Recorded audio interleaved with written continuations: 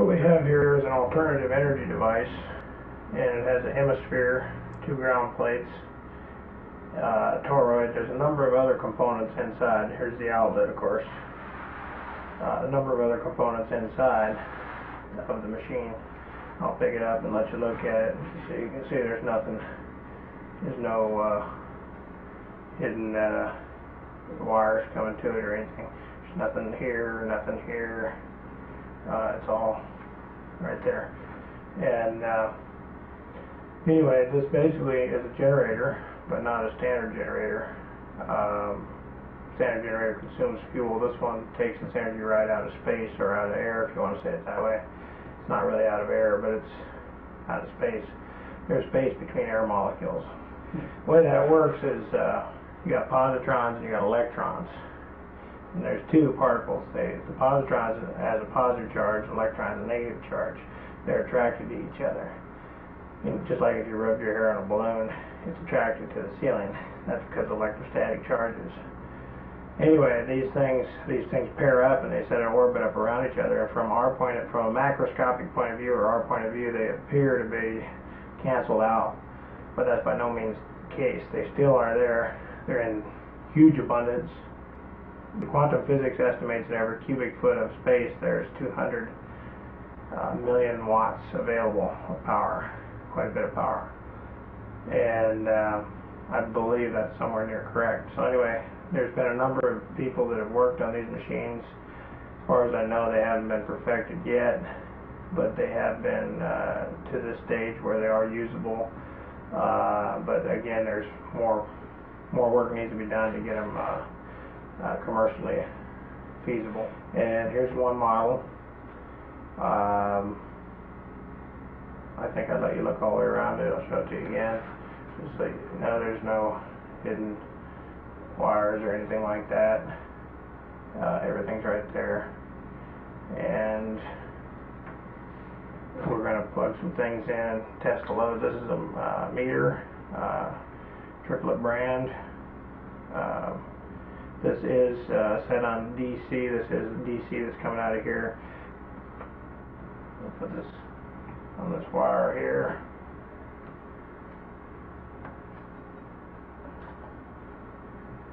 You can read the amps when we load with different loads. Here we have a 110 light bulb.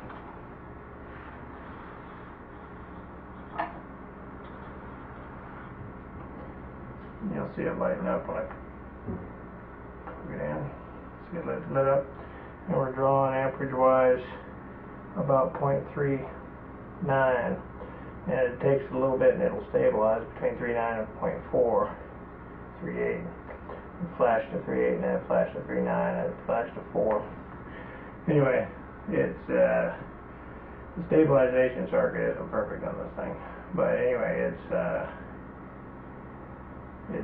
like I say, we still need a little more development on this stuff. But anyway, it gets brighter. That's one interesting thing. It gets brighter than normal, and then it comes back down. Watch it when I plug it in again. See, it gets brighter than normal, and then it comes back down a little. Show you again.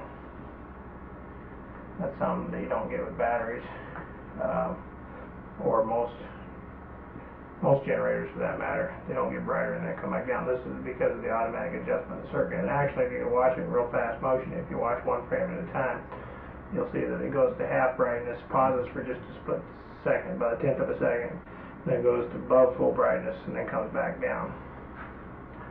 One more time, I'll show you that.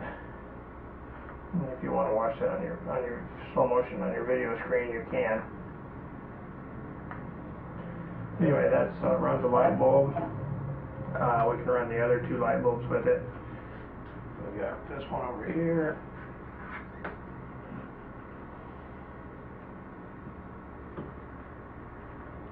And there we see another light bulb.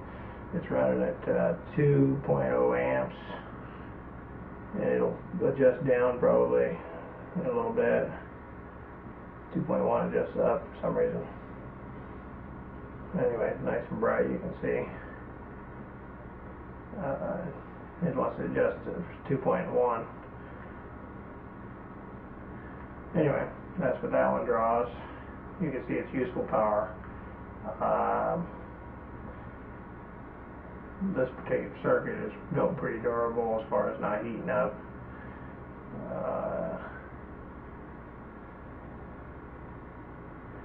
Yeah, actually, if you build these right, you can actually get them to run cold, like air conditioning, that type of thing. Now this little motor, we're going to run it too, and we don't have a plug-in, so we're just going to connect these wires up, in case you're wondering what I'm doing with these wires.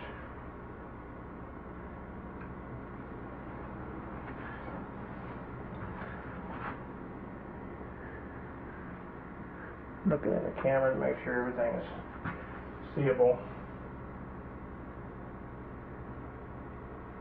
Now, hopefully we can do this without causing a short circuit. If I cause a short circuit, there will be a puff of smoke.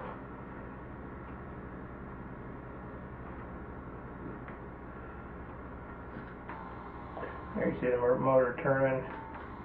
See the amperage draw went up to 0.2 or 0.1. And it'll go up as I load it, just normally like a motor would. 2.3 amps. Ouch.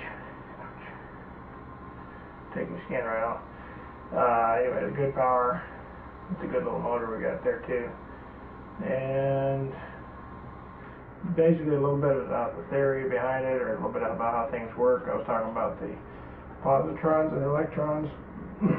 They are everywhere in abundance.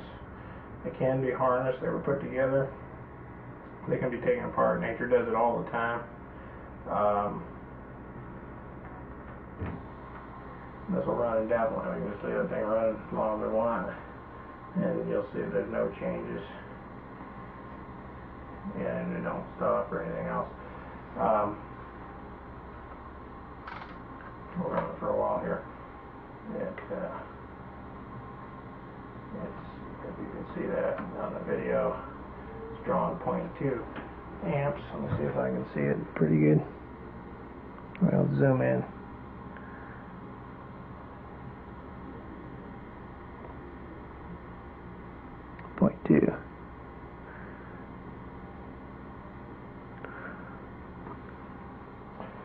Anyway, it's between 0.2 and 0.1. Sometimes it flashes to 0.3. Like I say, it's the automatic adjustment mechanism.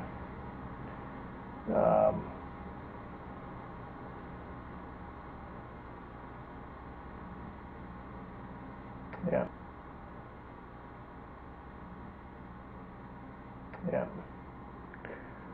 Basically, in order to produce free energy, there's been a number of people work on this. Keeley was one of the early pioneers, John Keeley, and so I'll quote him. He said, you may have to match the harmonic to the inharmonic by thirds. And when you do this, you'll be able to run your appliances without putting in any extra power or fuel. And that's about the case. The hemisphere is one of 4 shapes that produce inharmonic energy. And you do have to produce inharmonic as well as harmonic to produce that, to split these positrons and electrons. And then you have to store them briefly in capacitors or batteries. This circuit just uses capacitors, but it also uses batteries. Not this circuit, but I've used batteries in other circuits. Anyway, you store them after you separate them, and then you can use them for your load. Positrons attract electrons, but if you set up the right vibration, they split and they actually repel for a period of time instead of attract in a brief period of time, like in microseconds.